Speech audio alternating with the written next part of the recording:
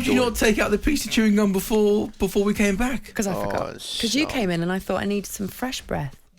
Some fresh breath.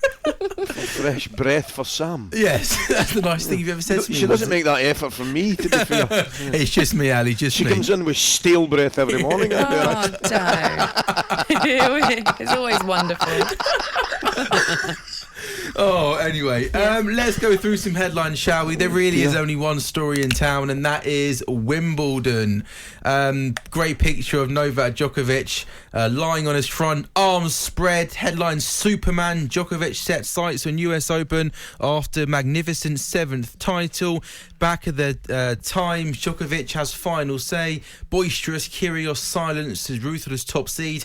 Claims 7th Wimbledon title. Sealed with a kiss is in The Guardian. And Dave Kidd writes this morning in The Sun.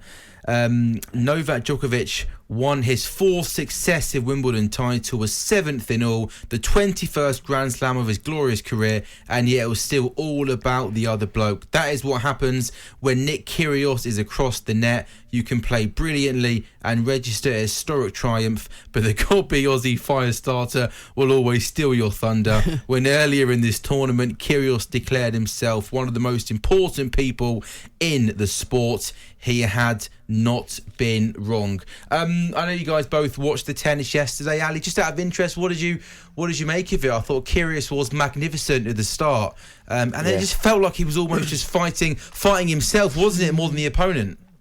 Yeah, up to a point though, Sam, because I felt that Djokovic, like a lot of his previous games, didn't start as well as he finished.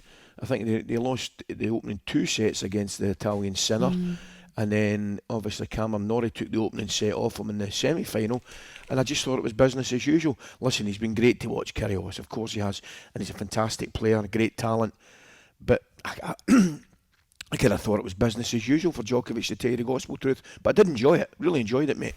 It did feel a little bit like the difference between them was Djokovic's vast experience and sort of level-headedness just guides him through. Because at one point, it was almost like the coverage, when you're watching the coverage, it was almost like you forgot Djokovic was even there. He was just going on about his business. He was just returning or serving perfectly, and that was it, really. He reminded me a little bit in his manner and in his attitude to Borg, for example. I mean, I don't know if I'm going back before, maybe a wee bit earlier for you, Sam, but when McEnroe used to go crazy, Borg, I remember, looked the calmest player, or calmest person, never mind player, in the whole arena, and Djokovic was like that again yesterday. I remember one time watching, I think McEnroe was going crazy at one of the umpires, and Borg was just practicing his serve. And I know Djokovic didn't do that, but he just looked in total control of the whole situation. I mean, I just thought, even when he went a set down, as I said, he never panicked in the quarter-final, he never panicked in the semi-final, and he never panicked in the final. A sign of a true champion. That's it. Nick sort of, the difference between them obviously is the mistakes that Nick was making and that Djokovic wasn't making ultimately. I did enjoy their interaction after the match as well, and I enjoyed the fact that there's obviously a lot of mutual respect between the two, and I'd rather see that.